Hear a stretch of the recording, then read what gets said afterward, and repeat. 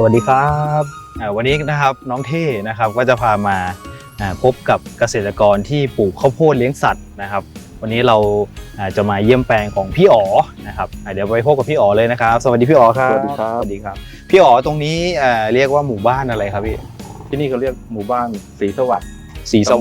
ตำบลห้วยขุนรามตำบลห้วยขุนราม พัฒนานิคมจังหวัดลพบุรีลพบุรีนะครับตรงนี้ก็พี่อ๋อปลูกข้าวโพดนะครับ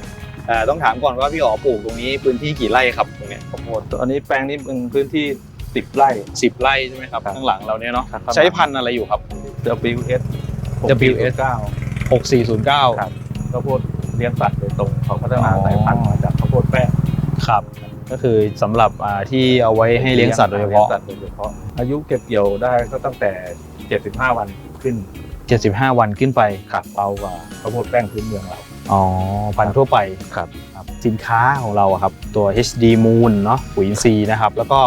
HB 101ที่เป็นชนิดน้ำพี่อ๋อมาใช้ยังไงตั้งแต่เริ่มแรกเลยเราเตรียมดินก่อนครับแปลงนี้เราคือต้องการทดลองเราไม่ใส่ขี้ไก่รองพื้นเราจะใช้ปุ๋ย HD Moon ครับเป็นตัวรองพื้นช่วงหยอดไปพร้อมกับเม็ดเลยก็คือหยอดพร้อมเม็ดข้าวโพดเลยแก้วเดียวเลยครับพื้นที่10 ไร่เนี่ยพี่อ๋อใช้ไปกี่กระสอบใช้ไป6 กระสอบก็ถือว่าเราเป็นอัตราที่พอดีนะครับแล้วระยะแรกเป็นไงครับที่ระยะแรกขึ้นมาเนี่ยก็ถือว่าลำต้นก็สวยเขียวต้นแบนคุณภาพปุ๋ยถือว่าใช้ได้เปรียบเทียบกับที่แปลงที่เราใช้ขี้ไก่รองพื้นก็ไม่แตกต่างกันดีระดับใกล้เคียงกับปุ๋ยสูตรที่ราคาแพงหลังจากนั้นแล้วพี่อ๋อใช้ HB 101ชนิดน้ำเนี่ยใช้ยังไงครับตอนนั้นก็คือหลังจากข้าวโพดได้ประมาณ15 วันเราก็ฉีด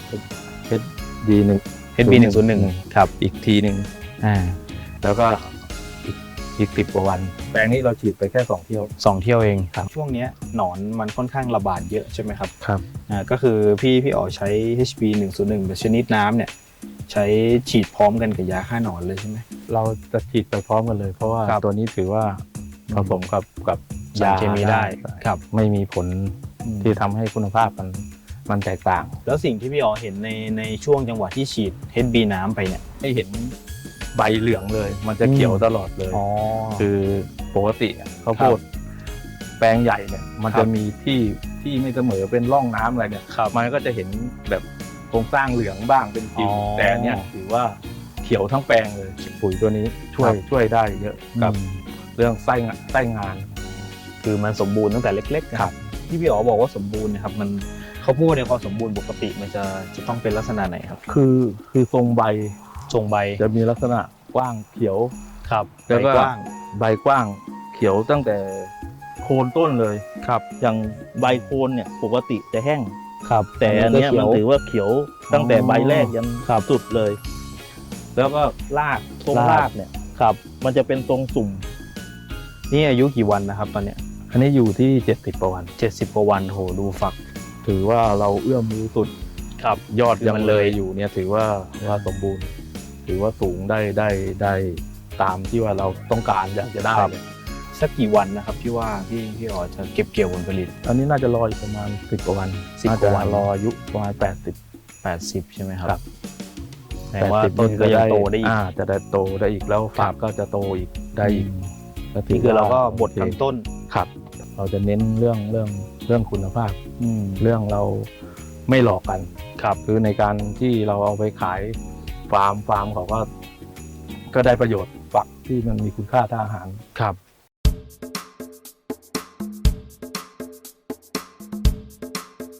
เปรียบเทียบกับวิธีเดิมที่พี่อ๋อทำอยู่กับปัจจุบันเนี่ยที่เอา HD มาใช้นะครับต้นทุนนะครับมันมีความแตกต่างยังไงพี่อ๋อลองเล่าให้ฟังแตกต่างครับอย่างแรกเลยที่เห็นเลยคือเราไม่ต้องใช้ขี้ไก่รองพื้นครับเราก็จะทำให้ประหยัดต้นทุนไปต่อไร่ประมาณ800แล้ว800คือเห็นกันเลย800 บาทครับต่อไร่ในการรองพื้นนะครับต่อ1 ไร่ถ้าเราใช้ปุ๋ยเคมีก็จะตกอยู่ที่กระสอบละ600 กว่าบาทเพิ่มต้นก็จะเพิ่มกว่าแต่ทีนี้แปลงนี้เรายังไม่ได้ใส่ปุ๋ยเคมีเลยใช่ไหมครับไม่ได้ใส่เลยของเราถือว่าเราใช้แต่HD บูนอย่างเดียว ครับประหยัดต้นทุนใช่ไหมครับ ประหยัดกันก็ถือว่าหลาย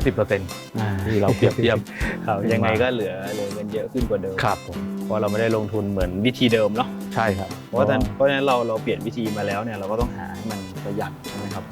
คือให้ต้นทุนต่ำที่สุด ครับ เวลาผลผลิตออกมาเราก็จะเหลือมาก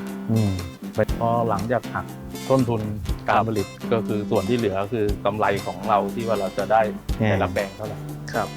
พัฒนาจากคุณภาพของปุ๋ยก็พัฒนามา